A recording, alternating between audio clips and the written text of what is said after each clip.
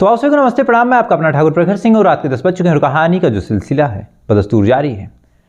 आज की कहानी शुरू करूँ उससे पहले आप लोगों से एक सलाह मशवरा मुझे लगा कर लेनी चाहिए। कई लोगों के सवाल आते हैं और सुझाव भी आता है कि अगर वीडियोज़ में कुछ फ़ोटोज़, कुछ एनिमेशंस, कुछ ऐसी चीज़ें अगर रियलिस्टिक जैसी लगने वाली चीज़ें हों तो शायद उन घटनाओं को देखने में, समझने में, कहानियों को जानने में थोड़ा सा इंटरेस्ट, रुचि, ये तमाम चीज़ें आने लगे। तो इन तमाम चीज़ों को जब मैंने सोचा, और मेरी भी इच्छा थी, लेकिन 30-30 मिनट की रोज़ की कहानियाँ, 20-20, 25-25 मिनट की कहानियाँ, तो ऐसी कहानियों में कोई एनिमेशन, कोई चीज़ लगाना थोड़ा सा मुश्किल होता है। और जानबूझ के ये लाइन आज आपसे बोल रहा हूँ, जबकि ऐसी कोई प्रैक्टिस या फिर अभी कोई ऐसी तैयारी है नहीं। लेकिन अब चूँकि मेरा भी मन है कि बहुत ही पेशेवर तरीके से इस फील्ड में आ जाऊँ, तो जो मेरा दूसरा चैनल है प्रखर ठाकुर पे, तो हो सकता है कि 1-2 दिन उस पर कोई कहानी ना आए, लेकिन हाँ 2 दिन बाद जब कोई कहानी आएगी तो पूरी एनिमेशन, पूरी रियल फ़ोटोज़ के साथ, पूरी एडिटिंग, यानी एक छोटा मोटा क्राइम पेट्रोल देखने वाली आपको फीलिंग आ जाएगी। तो प्रयास यही है, और इसलिए आज कह दे रहा हूँ ताकि एक ज़ुबान की वैल्यू रहे, नहीं तो मैं आलसी थोड़ा ज़्यादा हूँ। तो आज बोलूँगा तो कल से इस काम पे जुटूँगा और 1-2 दिन में सारी एडिटिंग, ग्राफिक्स, सारी चीज़ें तैयार करके तमाम चीज़ों के साथ आपके सामने आऊँगा। और बोलने का यही है कि एक बार बोल दिया तो पीछे नहीं हटूँगा।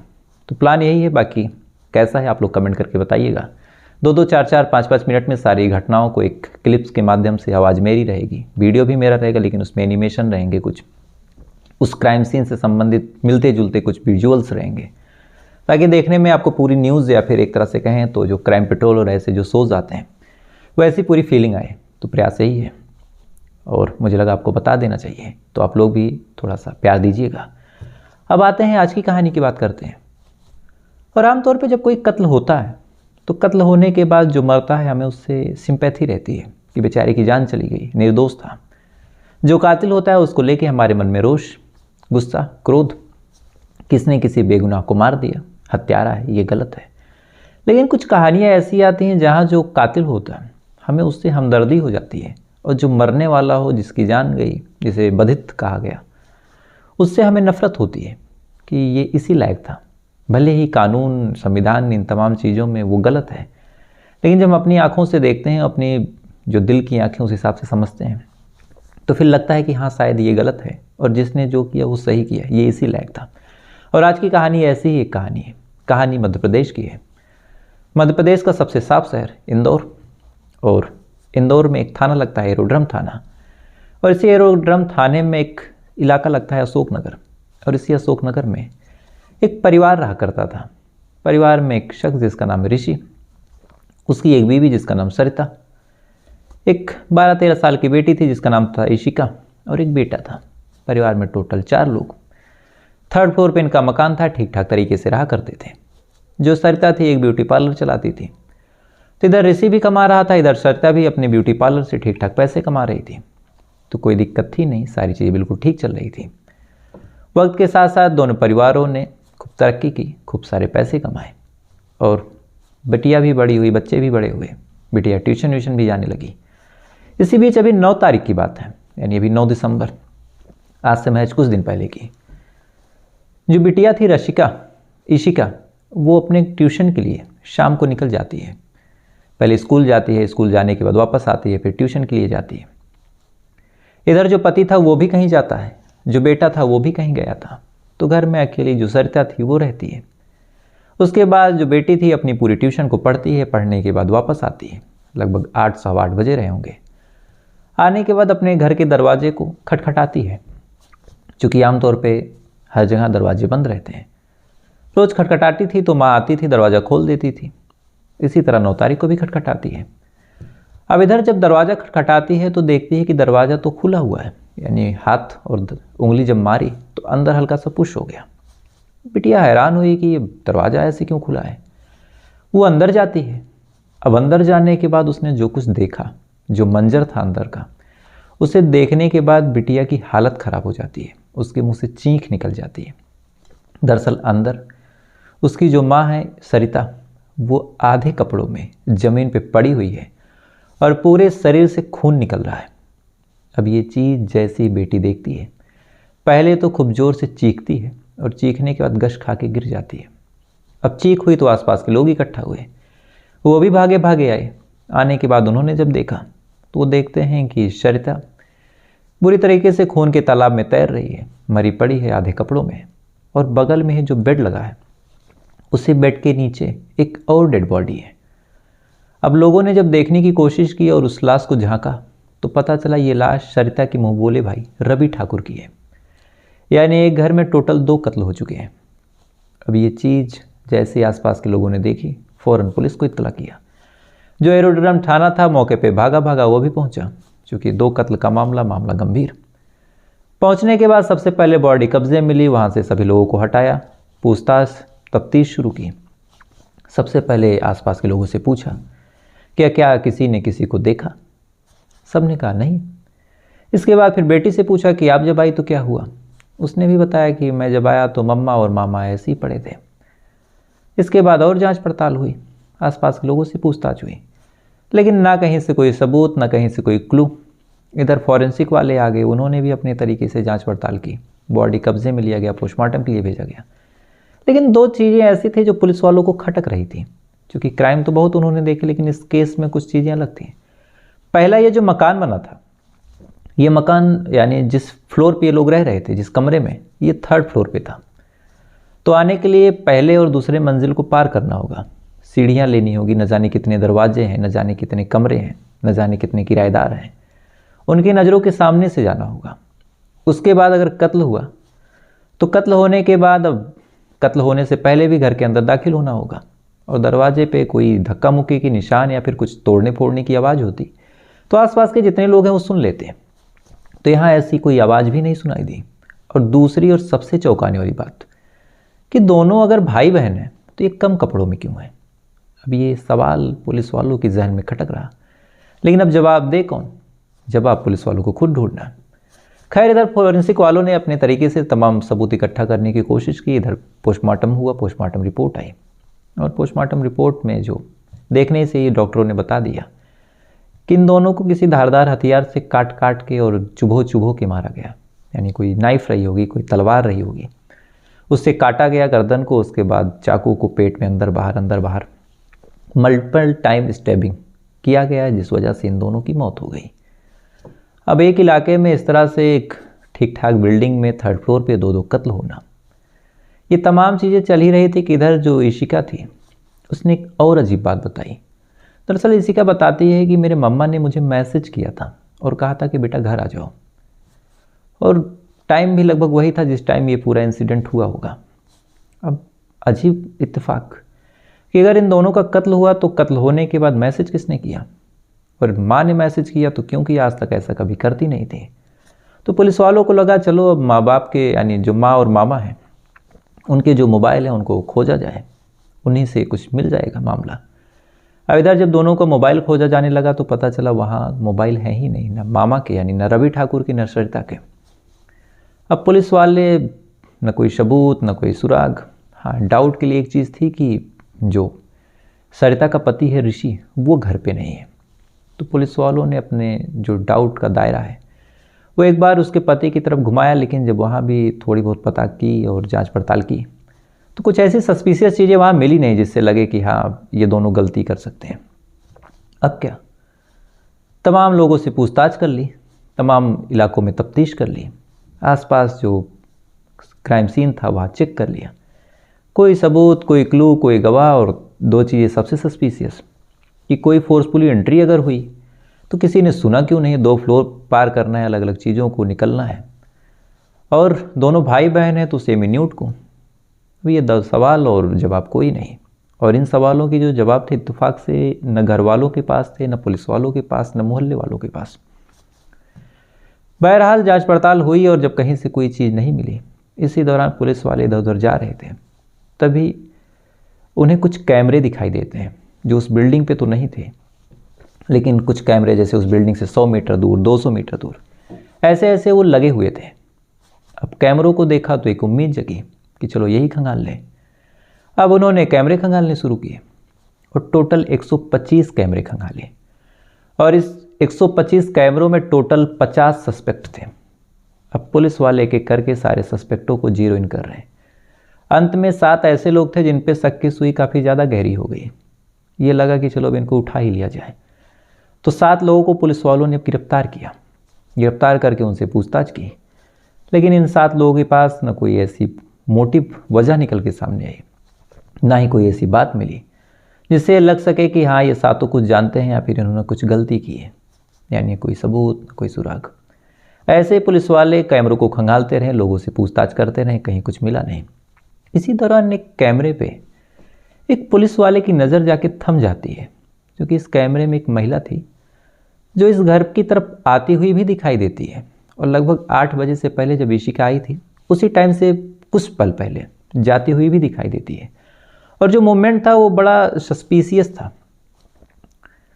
अब पुलिस वालों ने फिर सोचा कि कहीं ये महिला ही तो नहीं है, तो फिर महिला के बारे में पता करना शुरू किया, और इत्तेफाक से महिला के जानने वाले आसपास के लोग थे। उन्होंने बताया कि सर ये तो ममता और पिंकी है, और ये अभी बगल के ही बंगाली कॉलोनी में रहती है। पुलिस वालों के पास अब कुछ चारा बचा नहीं था, उन्हें लगा चलो इसे ही अब पूछताछ के लिए बुला लें। उन्होंने उसको बुला लिया, और जैसे इसको थाने में बैठाया तभी उसका जो पति है नितिन, वो भी आ जाता है। आने के बाद अब पूछताछ शुरू हुई। महिला से पूछा गया कि क्या आप इस तरफ आई थी? महिला ने कहा हाँ मैं आई थी। उसके बाद पूछा कहाँ? तो उसने बताया यहीं थोड़ी दूर पे आई थी, काम था, काम करके वापस गई। महिला का कॉन्फिडेंस ऐसा और बातचीत का लहजा ऐसा कि न कहीं कोई डाउट, न कहीं कोई बात। लेकिन इसी दौरान फिर किस्मत का खेल देखिए, एक पुलिस वाले की नज़र उस महिला के हाथ पे बने कलावे पे जाती है। अब कलावा वो लगातार देख रहा, और आमतौर पे जो पुरुष होते हैं, जैसे मैं ही हूँ, तो मैंने मोटा कलावा पहना है, अगर आपको दिखाऊं तो, मतलब यहाँ से यहाँ तक लड़कों में आदत होती है कि पहन लेते हैं। लेकिन उसके अपोजिट जो लड़कियाँ होती हैं वो कलावा बड़ा पतला पहनती हैं, क्योंकि उन्हें और भी चीज़ें होती हैं, बहुत मोटा सा कलावा नहीं बंधवाती आमतौर पे। लेकिन जो ममता और पिंकी है उसके हाथ में बड़ा मोटा सा कलावा। पुलिस वालों को डाउट हुआ, उन्होंने यूं ही पूछ लिया कि ये कलावा क्यों इतना मोटा। अब पुलिस वाले ने तो यूं ही पूछा, लेकिन ये सवाल जैसे इस महिला ने सुना तो एकदम से सन्न रह गई, हाव भाव बिगड़ गए। अब पुलिस वालों को डाउट हो गया, उन्होंने उस कलावे को उतारने को कहा। अब महिला आनाकानी करने लगी, इधर पति भी एकदम पसीना पसीना। तो पुलिस वालों को अब लग गया कि दाल में कुछ काला है। उन्होंने उस कलावे को जब हटाया तो देखा कि कट के निशान है, और जैसे ही उस चोट को देखा तो देखने के बाद फौरन अब डाउट हुआ। उसके बाद पूछताछ हुई। शुरू में इन्होंने घुमाया, उसके बाद तब जाके इन्होंने पूरी कहानी बताई, और यहीं से कहानी 1 साल पहले पहुंच जाती है। दरअसल ममता जो थी ऐसे एक दिन ब्यूटी पार्लर में काम करवाने आती है, और इत्तेफाक से ये ब्यूटी पार्लर सरिता ठाकुर का ही था। अब सरिता ठाकुर के ब्यूटी पार्लर पे आती है, आने के बाद काम वाम करवाती है, जो भी आईब्रो वगैरह सेट करवाना था। इसी दौरान दोनों में दोस्ती हो गई। अब जब दोस्ती हो गई तो ममता ने कहा कि यार मुझे वृंदावन जाने का बहुत शौक है। अब ये शब्द जब सरिता सुनती है तो कहती है कि इसमें कौन सी बहुत बड़ी बात है, मेरा एक भाई है वो 200 रुपये में गरीबों को वृंदावन घुमा देता है। अब ये शब्द, ये चीज़ें 200 रुपये में आज की महंगाई में, ममता बड़ी अचरज में पड़ गई कि ये कौन है। उसने कहा कि मिलवा दो। इसके बाद रवि ठाकुर को फ़ोन जाता है, रवि ठाकुर आता है। ममता मजाक में पूछती है कि क्या भैया आप सच में घुमा देते हैं वृंदावन 200 रुपये में? तो रवि ने कहा हाँ घुमा तो देता हूँ, लेकिन आप भैया मत बोलिए। इसके बाद दोनों में हंसी मजाक हुआ, यहीं से बातचीत शुरू हो गई, और देखते ही देखते दोनों में दोस्ती हो गई। अब रवि ठाकुर के बारे में जब ममता ने पूछा कि आप क्या करते हैं, तो पता चला कि रवि ठाकुर ठीक ठाक प्रॉपर्टी वाला है, 2-3 उसके होटल हैं।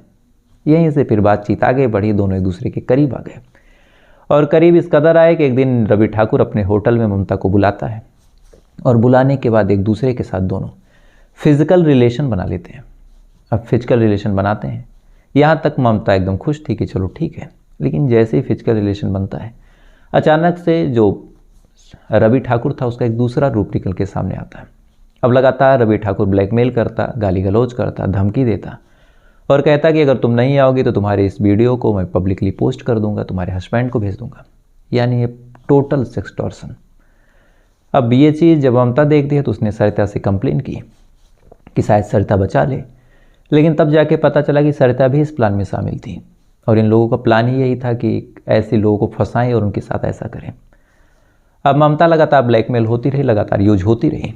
इसी दौरान इस चीज़ की भनक नितिन को भी लगी, जो ममता का पति है। ममता के पति ने उसको डांटा फटकारा, तो इसने कहा कि मैं ब्लैकमेल हो रही हूँ, अगर कुछ करना ही है तो उसके साथ करो, मुझे क्यों। नितिन भी अपनी बीबी की बात को समझता है। फिर दोनों प्लान बनाते हैं, और प्लान बनाने के साथ साथ दोनों फिर अब अलग अलग सीरीज़ को देखना शुरू करते हैं कि क्या करना है, कैसे करना है। तो सबसे पहले फिर ममता से कहा जाता है कि तुम एकदम हथियार डाल दो, यानी ऐसा मान लो कि अब रवि और सरिता तुम्हारे बहुत खास हैं। ऐसा ये सच में करती है, सरिता का भरोसा जीतती है। उसके बाद सरिता के एड्रेस पे, आईडी पे, उसके आधार कार्ड पे एक सिम लेती है, उस सिम को अपने फ़ोन में डालती है। उसके बाद उसी सिम से फिर 9 तारीख को जो रवि ठाकुर है उसे मैसेज करती है और कहती है कि मुझे तुमसे मिलना है। वो कहता है कि कहाँ? तो फिर ये कहती है कि आज सरिता के घर पे कोई नहीं है, आ जाओ। चूँकि लगातार महीनों से सरिता के घर की रेकी ममता कर रही थी तो उसे सटीक पता था। अब रवि ठाकुर भी खुश। रवि अपने मुँह बोली बहन के घर पे आता है, लेकिन यहाँ भी एक लूप होल है कि कहने को दोनों मुँह बोली भाई बहन थे, लेकिन जो उड़ती उड़ती खबरें आ रही हैं उस हिसाब से दोनों के बीच भी अनैतिक संबंध थे।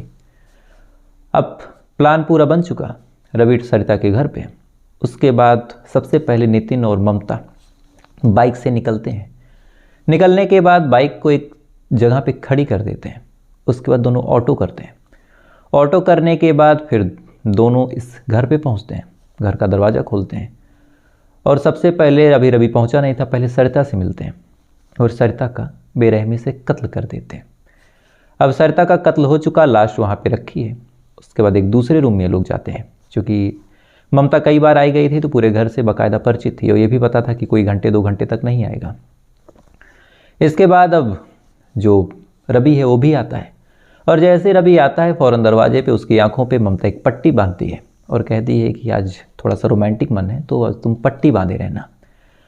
अब पट्टी बांधने के बाद अब आंखें बंद है, रवि कुछ देख नहीं रहा। इसके बाद लेके आती है, बिस्तर पे उसको लिटाती है। रवि एकदम खुश उसके कपड़े उतारती है और जैसे कपड़े उतारती है तो कपड़े उतारने के बाद एक तलवार से सबसे पहले गर्दन पे वार करते हैं और गर्दन पे वार बस इतना कि सिर्फ गर्दन कटे, मुंह से आवाज़ ना आए और तड़प और दर्द बराबर हो और प्राण भी ना निकले। अब गर्दन काट दी गई, आंखों से पट्टी हटा दी गई। नितिन और ममता हाथों में तलवार और चाकू लिए खड़े हैं। उसके बाद ताबड़तोड़ वार शुरू होता है, यानी मल्टीपल टाइम स्टैबिंग, और लगातार 15 से 20 मिनट तक उस रवि ठाकुर के शरीर पे जब मारा जाता है, मारने के बाद चेक किया जाता है तो तब तक इत्मीनान से लोग मारते हैं जब तक मौत नहीं हो जाती। अब ये तमाम कहानी जब इन दोनों ने सुनाई तो अभी 2 चीज़ें बाकी थी। पहला कि वो मोबाइल कहाँ है जिससे मैसेज गया, और दूसरा मैसेज किया किसने। तो इसके बारे में जब पूछा गया तो यहाँ से एक बेहद अफसोसनाक बात पता चली। दरअसल मोबाइल ममता और नितिन के पास ही है और इन्होंने प्लान ईशिका को भी मारने का बनाया था। इसीलिए इन दोनों ने मैसेज किया मम्मा बनके, यानी सरिता बनके कि बेटा आ जाओ। और शायद अगर ईशिका टाइम से आ जाती तो इसकी भी हत्या कर दी जाती, लेकिन ईशिका को आने में थोड़ा लेट हो गया और इतने देर तक ये लोग इंतज़ार कर नहीं पाए और चले गए। फिर पूछा गया कि मोबाइल कहाँ है, तो इन दोनों ने फिर मोबाइल दिया, हालांकि उसको डिस्ट्रॉय करने की कोशिश की गई थी। इसके बाद जब मोबाइल दिया गया, उसकी जांच पड़ताल की गई तो उस मोबाइल से जो कुछ मिला वो वास्तव में बेहद घिनौना और बेहद शर्मसार था। उस मोबाइल में कई ऐसी महिलाओं की आपत्तिजनक तस्वीरें थी, कई ऐसी महिलाओं की आपत्तिजनक वीडियोस थे। उसकी चैट हिस्ट्री को जब खंगाला गया तो पता चला कि हाँ, ममता को सच में ब्लैकमेल लगातार किया जा रहा था और ऐसा नहीं था कि इस पूरे मामले में ममता ही शिकार बनी थी। कई ऐसी महिलाएं थी जिनको इस रवि ठाकुर ने शिकार बनाया था और उनको फंसाने में अगर किसी का हाथ था तो वो सरिता ठाकुर का था। और ये लोग प्लान इसलिए बनाते थे क्योंकि जो रवि ठाकुर है उसके 3 अलग अलग होटल हैं, तो इन होटलों में अगर कभी ज़रूरत हो तो ऐसी महिलाओं को परोसा जा सके ताकि होटल की इनकम बढ़ सके, जो कस्टमर है वो लगातार बढ़ सके। तो अब सोच के देखिए कि एक महिला अपने मुँह बोली भाई के साथ खुद भी नाजायज़ संबंध में और ये तमाम चीज़ें कर रही। और शायद इन दोनों के परिवार वालों को, चाहे सरिता का पति हो चाहे रवि की बीवी, 4 बच्चे, इनको कुछ इल्म ही नहीं कि हो क्या रहा। तो फिलहाल ये थी पूरी कहानी। उम्मीद है कहानी आपको पसंद आई होगी। पसंद भी कहना यहाँ पे बड़ी तुच्छ सी बातें हैं, शायद तरीका अगर सही लगा हो, खैर क्या ही कहूँ। तो फिलहाल ये थी पूरी कहानी। अब आपसे कल फिर मुलाकात होगी किसी दूसरी कहानी के साथ। तब तक अच्छे रहिएगा, खुश रहिएगा, अपना ख्याल रखिएगा, अपने देश का ख्याल रखिएगा। जय हिंद, वंदे मातरम।